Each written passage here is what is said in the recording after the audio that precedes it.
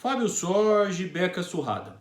Pessoal, hoje eu vou responder uma dúvida que uma das nossas seguidoras, a doutora Lanes Rebouças, que é advogada criminalista, me enviou pelo direct e eu achei que era interessante trazer isso para todos e todas que nos acompanham.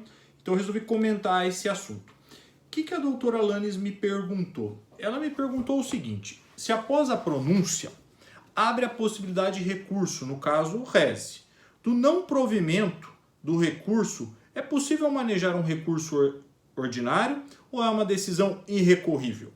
Li alguns livros e fiquei bem confusa. Ou seria apenas caso de HC?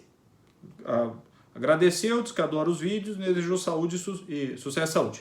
Muito obrigado, Lanes, pela pergunta. Bom, vamos por parte. Como eu já disse, eu já mandei um áudio prévio para ela. Nos casos, então vamos lá. Primeira coisa. Não cabe recurso ordinário da decisão tomada por Tribunal de Justiça que denega recurso em sentido estrito e mantém a decisão de pronúncia.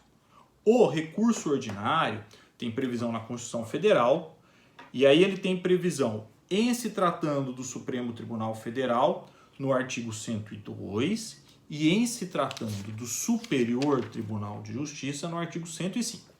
O artigo 102, então, ao tratar das competências do Supremo Tribunal Federal, diz que compete àquela corte julgar em recurso ordinário o habeas corpus, o mandato de segurança, o habeas data e o mandato de injunção, decididos em única instância pelos tribunais superiores, se denegatória a decisão.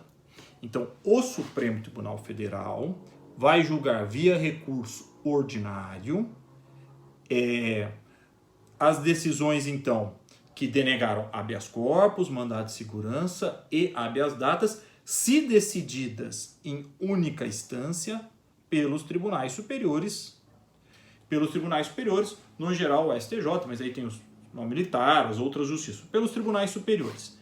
Então, é esse rol, né? Habeas corpus, mandado de segurança, habeas data e mandado de injunção, se denegatória. Vejam que não há menção ao recurso em sentido estrito.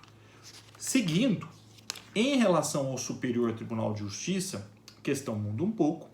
Diz lá o artigo 105 que compete ao Superior Tribunal de Justiça julgar em recurso ordinário os habeas corpus decididos em única ou última instância pelos tribunais regionais federais ou pelos tribunais dos estados, do Distrito Federal e territórios quando a decisão for denegatória. Os mandados de segurança decididos em única instância pelos tribunais regionais federais ou pelos tribunais do estado, do Distrito Federal, territórios quando denegatória a decisão. As causas em que forem parte estado estrangeiro, organismo internacional de um lado e de outro município ou pessoa residente ou domiciliada no país. Vejam, então, que aqui não há menção ao recurso em sentido estrito e mais, né? Aqui a competência do Superior Tribunal de Justiça é um pouco mais ampla, porque se prevê, né, a questão dos habeas corpus decididos em única ou última instância pelos tribunais superiores. Né? A do Supremo é mais limitada. Tribunais superiores não, tribunais regionais federais, dos estados e do Distrito Federal. A competência do Supremo ela é um pouco mais restrita, porque ela fala decididos em única instância pelos tribunais superiores. Mas vejam, não há hipótese de previsão para o recurso em sentido estrito. Muito bem, então, se eu faço um recurso em sentido estrito, ele é indeferido pelo tribunal, o que eu faço? Bom, eu tenho aqui o manejo de recursos, dos recursos comuns, né? Então eu poderia manejar recurso especial, se lato sensu houver violação de lei federal, recurso extraordinário, se houver violação da Constituição, ou habeas corpus. Este leque de recursos continua presente, tá? Eu posso, se eu perceber, vou dar um exemplo aqui que vocês vão compreender, que uma decisão de pronúncia foi tomada com base nos elementos informativos do inquérito policial e que, apesar do recurso da defesa, essa decisão foi mantida, eu posso então fazer um recurso especial para o Superior Tribunal de Justiça. Uma última coisa que eu queria falar nesse tema recurso em sentido estrito. Pessoal, muita atenção se o acusado não está preso.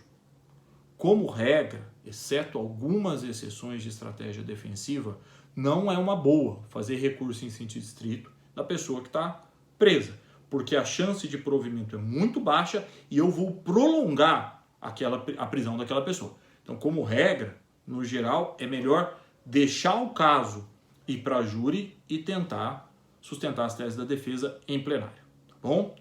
Espero ter ajudado a todos e agradeço a doutora Alanis pela pergunta. Quem tiver dúvidas, na medida do possível, às vezes eu não consigo responder na hora que vocês mandam, mas quem tiver dúvidas e quiser ir mandando no direct, eu vou tentando trazer aqui para a página. Muito obrigado e um ótimo dia a todos.